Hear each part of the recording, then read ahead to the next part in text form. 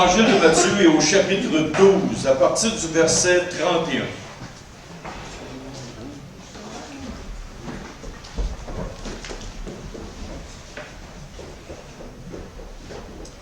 Le titre du message ce matin, c'est « Le cheval de Troie spirituel de l'homme ». Qui connaît l'histoire de Troie? Et la référence, c'est Matthieu chapitre 12, à partir du verset 31.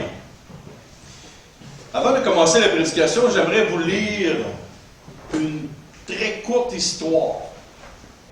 C'est à propos du cheval de Troie. Parce que c'est bien beau dire cheval de Troie spirituel de l'homme, mais si tu ne sais pas un petit peu l'histoire, Onélie, c'est quoi le cheval de Troie?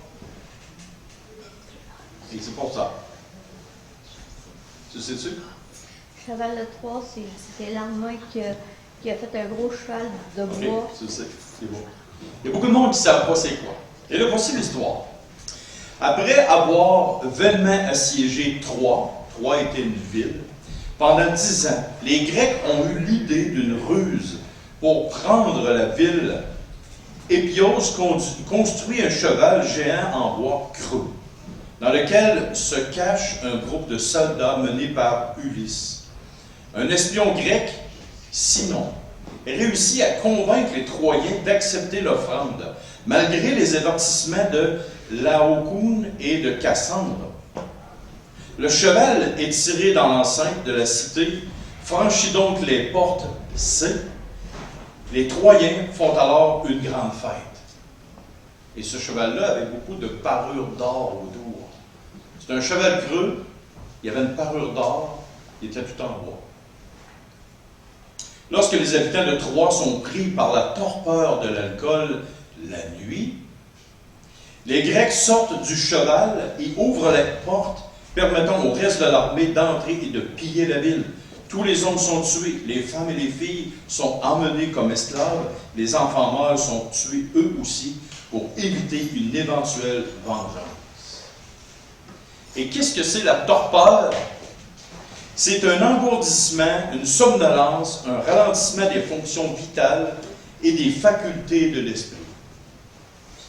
Voici ce qui arrive quand vous êtes sous l'effet de l'alcool. Mais ce matin, ce n'est pas une prédication pour les alcooliques.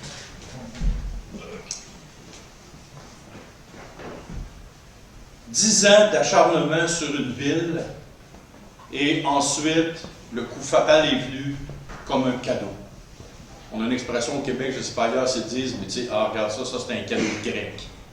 Mais de là vient l'idée, c'est un piège, c'est quelque chose de trompeur, ça paraît beau, ça paraît extraordinaire, mais au final, c'est un piège monumental.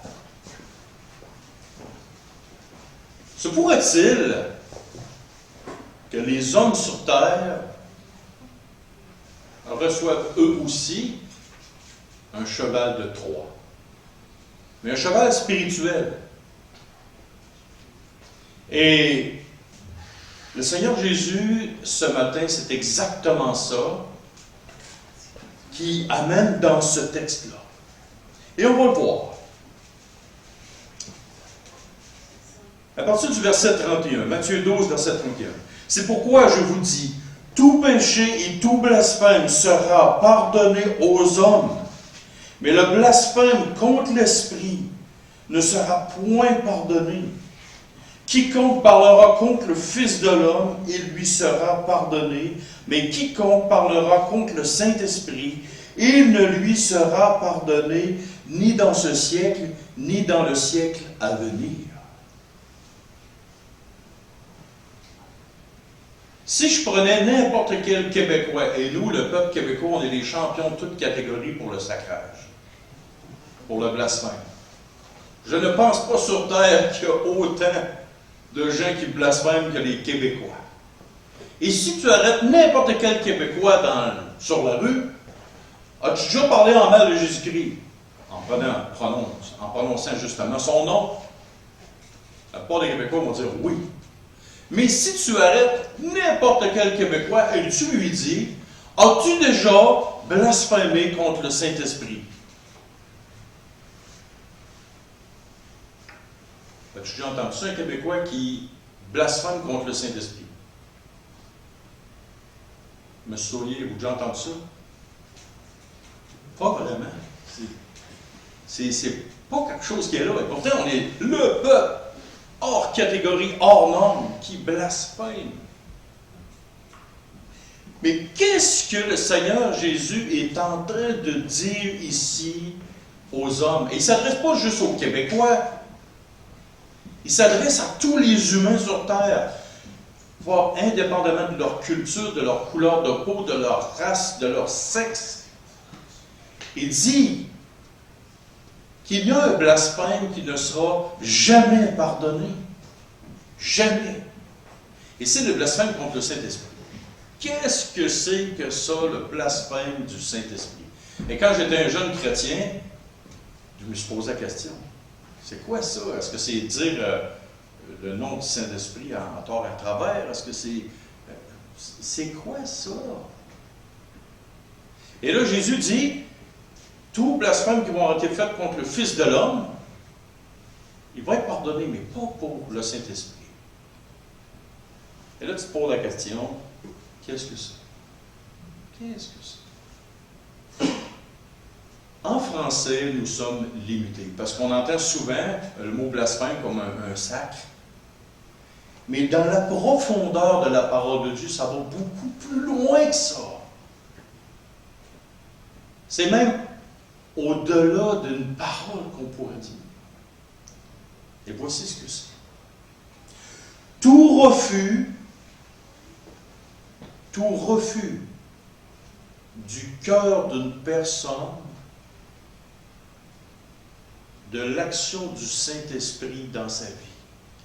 Blasphémer la parole de Dieu ne dit pas que c'est parler de sacré, mais ça va plus loin que ça. C'est tout refus, et ici je vais vous le lire, tout refus du cœur de l'œuvre du Saint-Esprit avec une attitude de rébellion contre son appel qui te conduit à Dieu. Oh! Ça, c'est beaucoup plus grand. Christ a une action particulière. Il vient te présenter sa parole. Tu peux refuser la parole de Christ toute ta vie. Puis sur le bord de mourir, tu te repens. Tous les blasphèmes, tout le refus de l'œuvre de Christ dans ta vie va être pardonné. Il y a un seul blasphème. Une seule action qui ne sera jamais pardonnée aux hommes.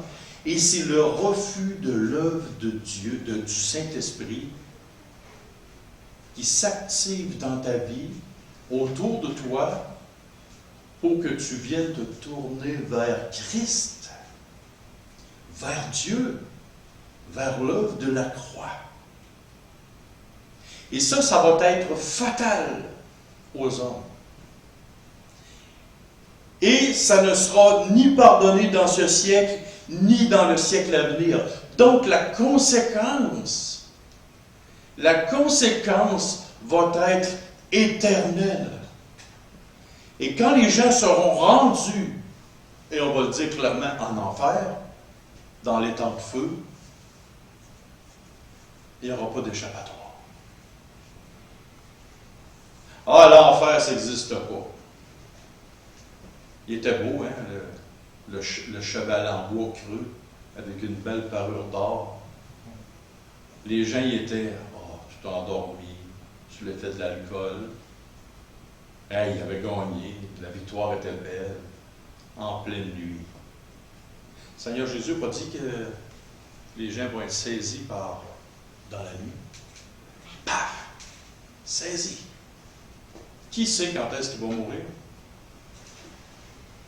Moi, je le sais. Un jour.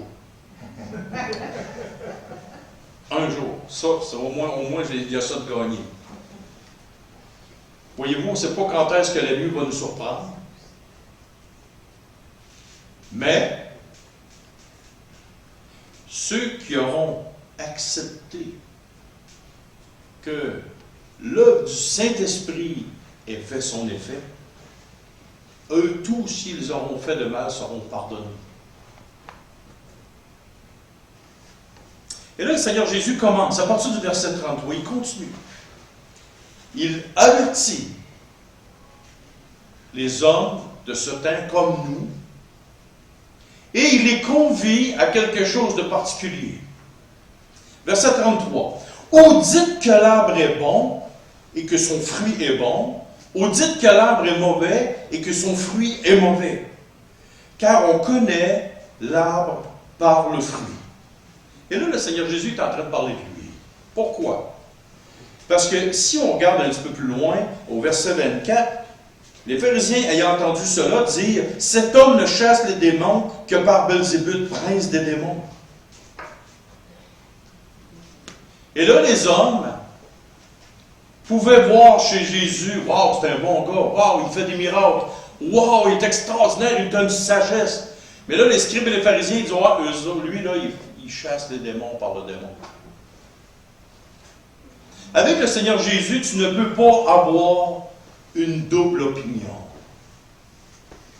Malheureusement, sur Terre, il y a beaucoup de monde qui ont une double opinion.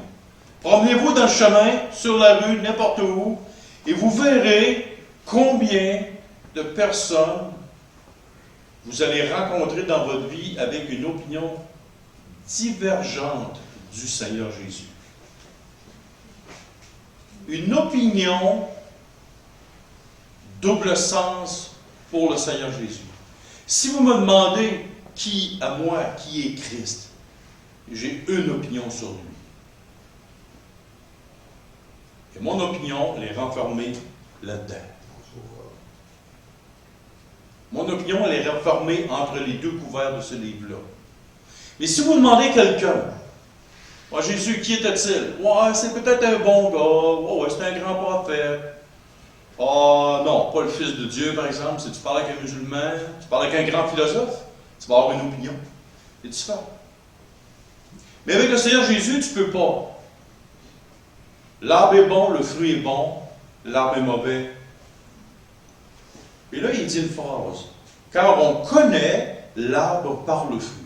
Quels étaient les fruits de Christ? Quand les hommes regardent Christ, quand les hommes lisent Christ dans les Écritures, qu'est-ce qu'ils voient comme fruit? Ce que tu vois comme fruit dans la parole, c'est ce qui devrait diriger ton cœur. Qu'est-ce que tu vois de Christ? Qu'est-ce que lui dit de lui-même? Qu'est-ce que les prophètes de l'Ancien Testament ont dit de lui? Voici, tous les fruits de Christ sont là. Quelle est maintenant ton opinion? Quelle est maintenant ton opinion sur le Fils de Dieu? Tu ne peux pas être ambigu. Jésus ne te laisse pas l'opportunité d'être ambigu sur lui-même. Il t'avertit que le Saint-Esprit est en train de te parler. Il travaille dans ton cœur à tous les jours de ta vie. Et le Saint-Esprit ne te présentera aucune autre chose que Christ et Christ crucifié seul. Et Jésus lui-même dit, écoute, il faut que tu fasses un choix. Je suis bon ou je ne suis pas bon? Si je suis le Fils de Dieu, pourquoi tu n'écoutes pas? Ce n'est pas juste un grand prophète, je suis le meilleur des prophètes. Je ne suis pas juste l'homme qui fait des miracles. Je suis le Dieu vivant, fait chair, qui veut transformer ta vie, qui veut faire le plus grand des miracles, soit faire rentrer le Saint-Esprit en dedans de toi. Tu ne peux pas avoir d'ambiguïté. Et vu que le Seigneur Jésus était très politiquement correct et jamais qu'il n'aurait rien dit de travers à personne, il continue en disant « race de vipères ». En bon québécois, ma gang d'hypocrites de visage à deux faces.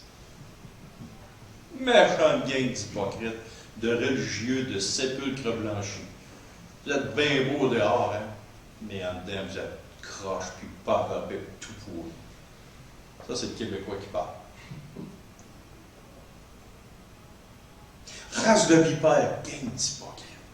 comment pourriez-vous dire de bonnes choses, méchants comme vous l'êtes? Car c'est de l'abondance du cœur que la bouche parle.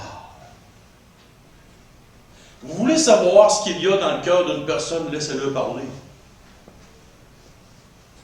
Brice, j'aime-tu le miel? Est-ce que j'aime le Seigneur Jésus?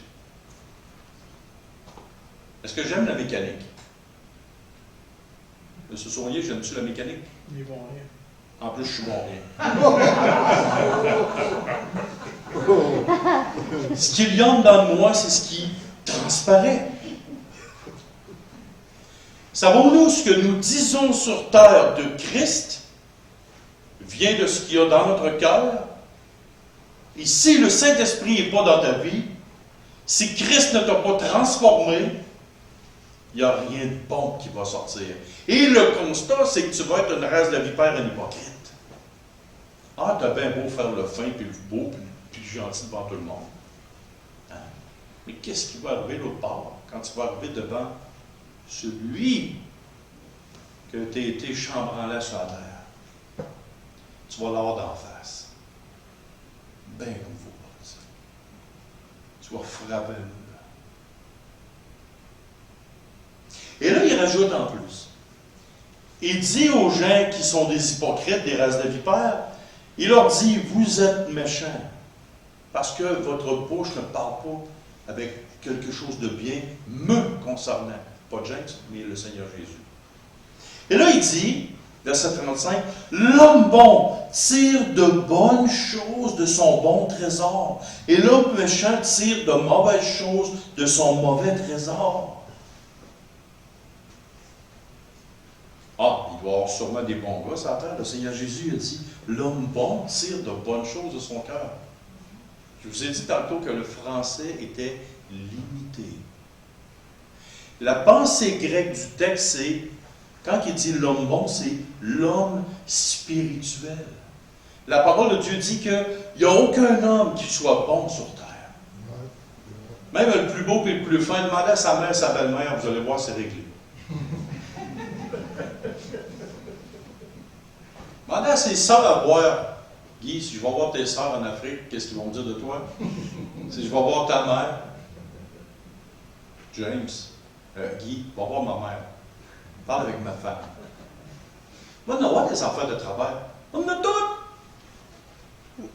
Voyez-vous, il n'y a pas personne de bon, puis de beau, puis de fin. On est tous tout croche. Mais là, ici, l'homme bon, c'est l'homme spirituel, tire de bonnes choses de son bon trésor. Dans 2 Corinthiens, et là, on pourrait se demander, c'est quoi le bon trésor? Qu'est-ce qui est là? OK, il est un homme spirituel, mais il tire de bonnes choses de son bon trésor. Si moi je pourris, qu'est-ce qu'il y a à l'intérieur de moi qui me fait parler en profondeur des splendeurs et de la beauté de Christ?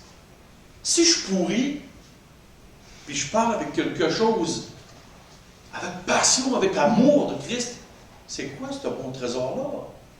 On va tourner, s'il vous plaît, dans 2 Corinthiens, chapitre 4, versets 3 à 7. 2 Corinthiens, chapitre 4, versets 3 à 7.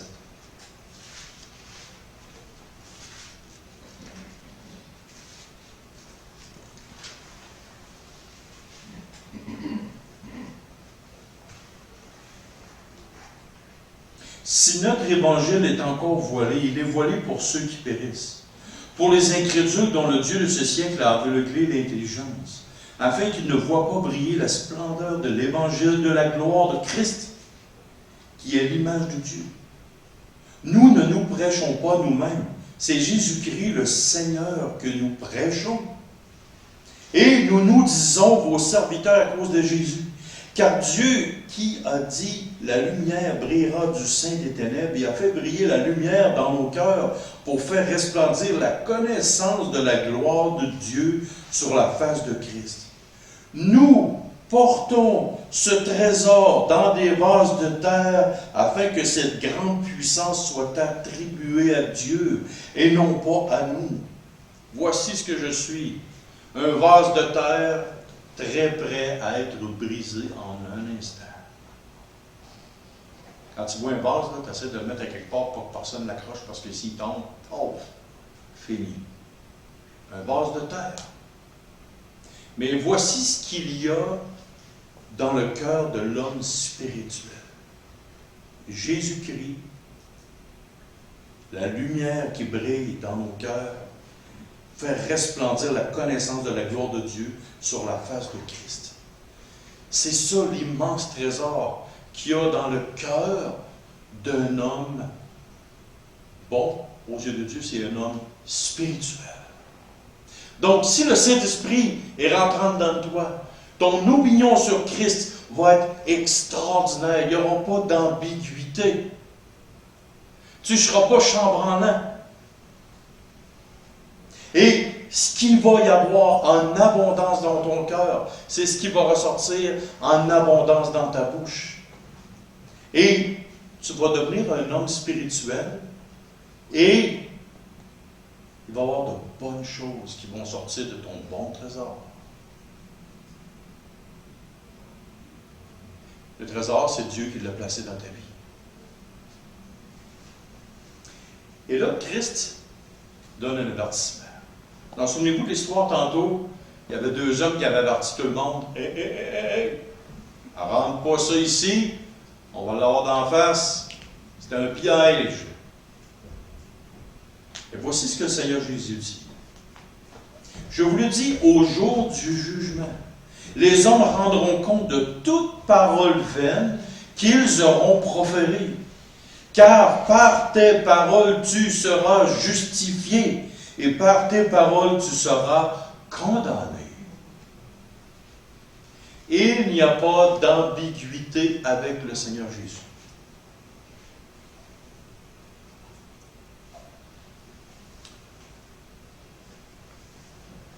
Au jour du jugement, les gens pensent que ça n'existe pas. C'est comme si quelqu'un dirait, en Afrique, il n'y a personne qui soit noir. Moi, je suis blanc, donc tout le monde est blanc. C'est un raisonnement complètement stupide. Au Japon et en Asie, en Chine, il n'y a pas personne qui ressemble avec des yeux bridés. C'est pas vrai, ça. Moi, je ne suis pas comme ça, donc le reste du monde n'est pas comme ça. Souvent, les gens s'aveuglent avec leur propre faux raisonnement. Mais quand la réalité arrive, oh, il faut faire un voyage en Afrique, oh, il n'y a pas grand blanc ici. Ils arrivent en Chine, ouais, ils sont tous pas comme moi. La réalité, elle est là. Tu as beau dire ce que tu veux, penser ce que tu veux, mais un jour, il y aura un jugement. Et tes paroles qui vont avoir sorti de ta bouche, ce qu'il y aura dans ton cœur, c'est ce qui va te faire parler, c'est ce qui va te faire réfléchir, et ça revient au début. Si tu as refusé l'action du Saint-Esprit dans ta vie, c'est le seul blasphème qui ne te sera jamais pardonné. Et tu vas être justifié ou condamné par tes propres paroles. Tes paroles, c'est le cheminement final de ce qu'il y a dans ton cœur.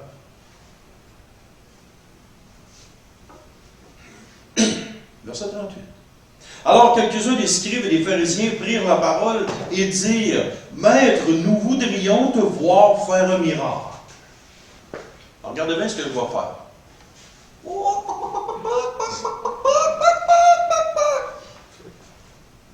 Est-ce que c'est intelligent ce que je viens de faire là? Je peux même recommencer. Regardez bien ça. Je vous pose la question, est-ce que c'est intelligent ce que je viens de faire là? Je suis en train de vous parler d'un sujet d'une importance capitale. 3 secondes après, j'évite une poule. Mais quel imbécile de pasteur! Es-tu fou ou quoi? Ici, le Seigneur Jésus est en train de les supplier, de tourner leur cœur vers la chose la plus importante d'une vie, et eux autres, ils disent, « Hey, fais-nous donc un petit miracle en passant. »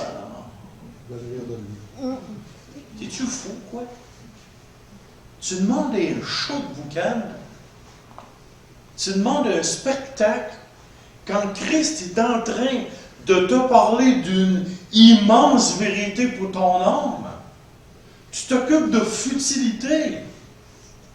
Tu t'occupes de stupidité. Voyons, un miracle va être là, il va être fait 2 minutes après, c'est fini. Le paralytique qui a été sauvé, là, un coup guéri, c'est fini. Lundi, le monde sont retournés travailler, puis ils ont fait leurs affaires. Puis quand le monde a mangé, là, la fois qu'il y a eu les 5000 pains et les poissons, là, le monde sont partis, puis ils ont retourné à l'ouvrage, puis c'est fini. Ah, peut-être 2-3 semaines. Bon, écoute, il y a un gars, il a fait des miracles. C'était pas pire, on a mangé à notre faim, puis après ça, on est reparti. Un miracle, c'est fini. Combien de miracles Jésus a-t-il fait? Vous en souvenez-vous? Ben, plusieurs. Combien de fois dans le Nouveau Testament y a-t-il mention d'un miracle? Ah, vous lisez la Bible, ça fait des années. Peut-être 7, 8. 39. 39 mentions d'un miracle. Pas plus que ça? Non. Vous les compterez, ça. Voyez-vous, les gens demandent un show, demandent quelque chose. Hey, wow! Mais c'est pas ça l'important. Les miracles disparaissent. Savez-vous pourquoi aujourd'hui Dieu dit aux gens, il n'y aura plus de miracles comme dans le temps des apôtres? Savez-vous pourquoi? Qu'est-ce qui arriverait si James, demain matin, aurait le don de guérir tous les malades? Je m'en vais à l'hôpital de Lévis, puis là, je guéris tout l'hôpital de Lévis. La semaine prochaine, dimanche prochain, je vous le dis, là, ici, on manquerait de place. Les gens viendraient m'aduler, les gens viendraient voir James. Wow! Et là, tout le monde de la province de Québec s'en viendrait ici, puis viendrait me voir. Là, je serais adulé, l'orgueil. Je ne marcherai plus, je volerai. Le super James, c'est pour ça que Dieu ne permet plus qu'il y ait des miracles, comme il s'est passé dans le temps des apôtres. Parce que Christ a un message monumental à passer. Christ a un message. Et c'est justement ce message-là. Et là, si on continue, il leur répondit, une génération méchante et adultère demande un miracle. Et il ne lui sera donné d'autre miracle que celui du prophète Jonas. Car de même que Jonas fut 3 jours et 3 nuits dans le ventre du grand poisson, de même le Fils de l'homme sera 3 jours et 3 nuits dans le sein de la terre. Christ ramène les hommes qui veulent avoir des miracles aux Écritures, à sa parole, et pas ailleurs. Il leur dit, garde, je suis en train, regarde ce qui s'est passé avec Jonas, 3 jours, 3 nuits. Ça s'en vient, c'est moi, c'est mon histoire. Il le ramène à la mort et la résurrection de Christ qui s'en vient. Première chose. La deuxième des choses ici, les hommes de Ninive se lèveront au jour du jugement avec cette génération et la condamneront parce qu'ils se repentirent à la prédication de Jonas. Oh, il ramène encore à Jonas. Il parle de sa mort, sa résurrection, puis il parle de repentance. Il ne parle pas d'autre chose. Il parle de sa mort, sa résurrection, après il te parle de repentance. Puis il te reparle encore du jour du jugement. Allume! Et là, ici, il y a une phrase encore plus pénétrante. Et là, il continue. Et voici, il est ici plus que Jonas. Il parle de lui. Et là, il continue. La reine du Midi se lèvera au jour du jugement avec cette génération et la condamnera, parce qu'elle vint des extrémités de la terre pour entendre la sagesse de Salomon. Et voici, ici, il y a plus que Salomon. C'est un peu là. Il y a une madame, elle est partie avec sa gang. Je ne sais pas exactement c'est où, mais elle a fait un super de grand chemin à d'autres chameaux, à d'autres chevals, à d'autres d'ânes, pour venir entendre la sagesse de Salomon. Hey, elle n'avait pas été GV, là. Elle n'avait pas Internet. Elle est venue entendre la sagesse de Salomon. Et Christ dit, il y a ici plus que Salomon. Il parle de sa mort, sa résurrection. Il parle de repentance. Et il dit, toi, là, regarde cette femme-là, ce qu'elle a fait pour entendre la sagesse d'un homme. Toi, maintenant, qu'est-ce que tu es prêt à faire pour venir entendre ma sagesse? Ce que moi, je te dis. Ah, je suis trop fatigué pour me lever, pour venir à l'Assemblée, pour entendre. Ah, ma bébé là, c'est dur d'ouvrir. J'ai mal aux doigts. Ah, je me suis couché tard hier. Ouais. La prière, c'est dur, hein? C'est long, hein? Prier 5 minutes, c'est long. Oh. Surtout qu'aujourd'hui, on est rendu dans une génération qui écoute son corps. Ça ferait du bien, une troisième guerre mondiale. Hein? Ça remettrait les idées à bonne place, puis en plus, ça ramènerait les idées sur la bonne traque.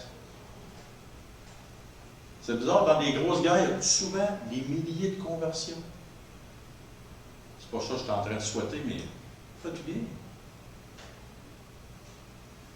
Comme les scribes et les pharisiens qui voulaient avoir un show de boucan, qui voulaient avoir des miracles. Est-ce qu'aujourd'hui, c'est ça qu'on veut avoir?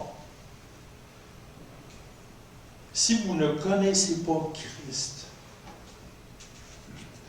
le Saint-Esprit n'est pas en train de faire quelque chose. Ben, il faut que ça arrête. Et pourquoi? Et pourquoi? Voici le dernier bout de texte. Et le Seigneur Jésus arrive avec quelque chose de vraiment particulier. Et voici ce que c'est. Lorsque l'esprit impur est sorti d'un homme, ça a rapport avec quoi ça? Pourquoi Jésus place ça là? Pourquoi tout d'un coup, c'est comme s'il sautait du coq à l'âne, puis tu te demandes comment ça qu'il place ce texte-là. Et ô combien le Seigneur Jésus était extraordinaire. Il avait l'art et la manière de brasser son monde, de casser le cœur en deux, puis d'y rentrer une vérité pour te faire plier deux jambes, puis te faire réfléchir très solide. Et voici le texte.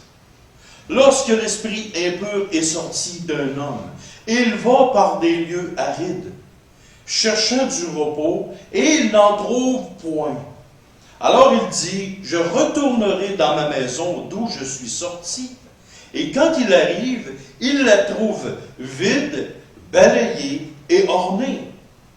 Il s'en va et il prend avec lui 7 autres esprits plus méchants que lui. Et ils entrent dans la maison, s'y établissent, et la dernière condition de cet homme est pire que la première. Il en sera de même pour cette génération méchante. C'est quoi ça veut dire, ça? Est-ce que vous voulez savoir ce que ça veut dire? Revenez dimanche prochain. Je vais vous le dire. Lorsqu'un esprit impur est sorti d'un homme, il va dans les lieux arides cherchant du repos. Il n'en trouve point. Alors il dit, je retournerai dans ma maison d'où je suis sorti, et quand il arrive, il la trouve vide, balayée et ornée. Le Seigneur Jésus est en train de parler de réforme morale. De réforme morale. Tu peux devenir un humaniste. Ah! Si vous ne savez pas c'est quoi un humaniste, c'est l'homme qui se retourne vers l'homme pour accomplir sa vie. Malheur à l'homme qui se confie dans l'homme. Jérémie 17. Vous pouvez devenir un philosophe. Philosopher sur toutes sortes de choses. Vous pouvez devenir un religieux. un mormon, un catholique, un témoin de Jéhovah, ce que tu voudras. Tu peux devenir tout ce que tu veux sur la planète. C'est une décision que tu peux prendre. Et là, il y arrive quelque chose. La maison semble... Non. Il y a quelque chose. Le premier mot, c'est quoi? Vide. Balayé. Et orné.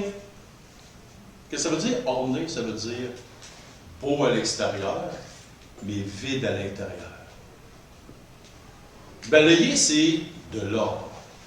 Ta vie peut être très belle à l'extérieur, peut être en ordre au vu des gens, mais à l'intérieur, elle est vide.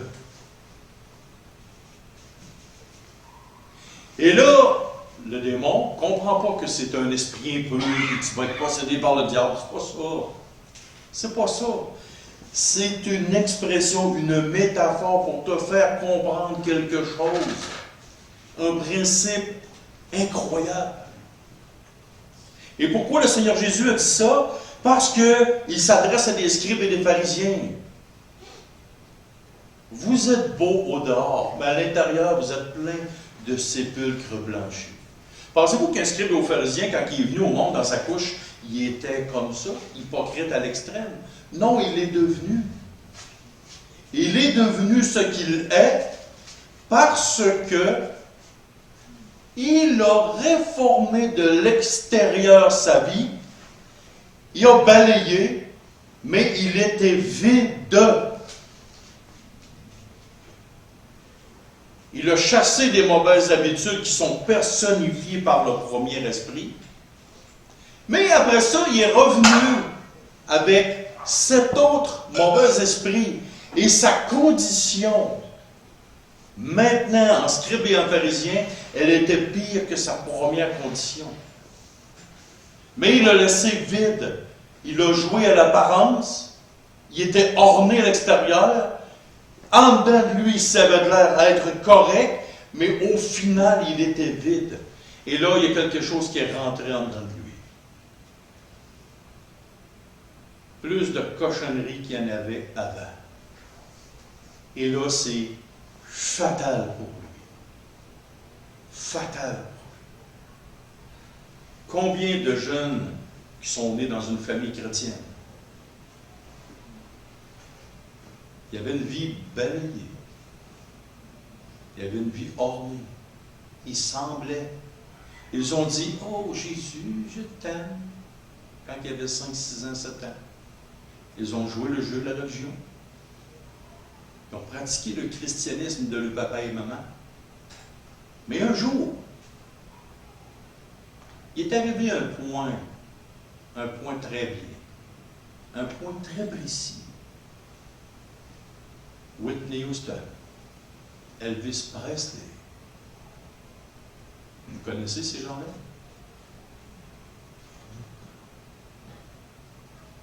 C'est exactement ça qui se passait.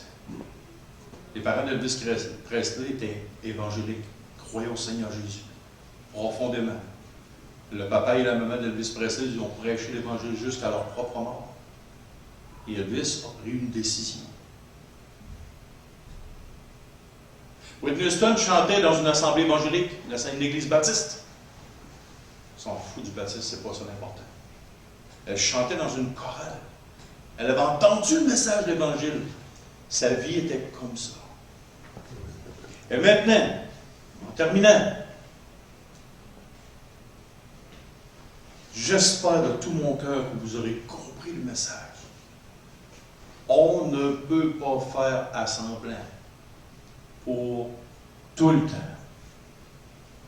Il y aura un jour où, comme le Seigneur Jésus dit, « Car c'est par tes paroles tu seras justifié et par tes paroles tu seras condamné. »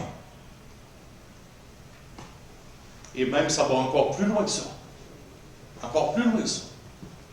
Nous, comme enfants de Dieu, quelle aura été l'œuvre et l'action du Saint-Esprit dans nos vies?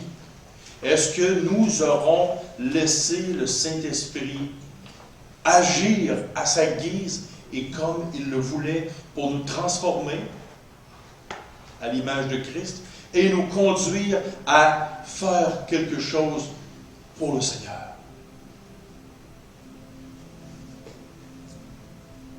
On va prier.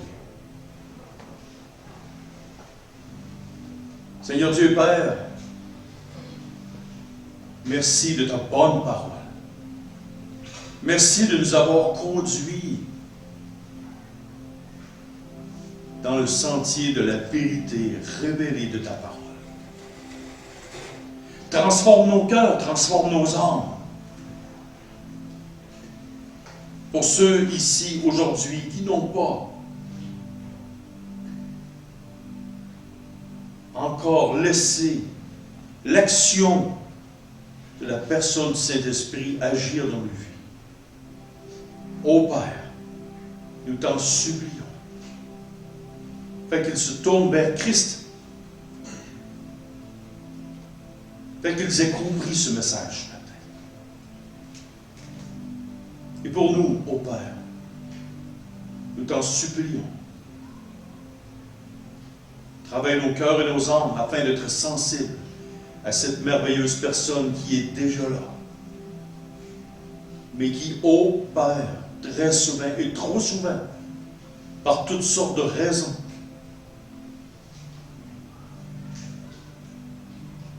nous l'attristons et nous l'éteignons, Seigneur. Et c'est au nom de ton Fils, le Seigneur Jésus, que nous te prions, que nous te rendons gloire. Amen.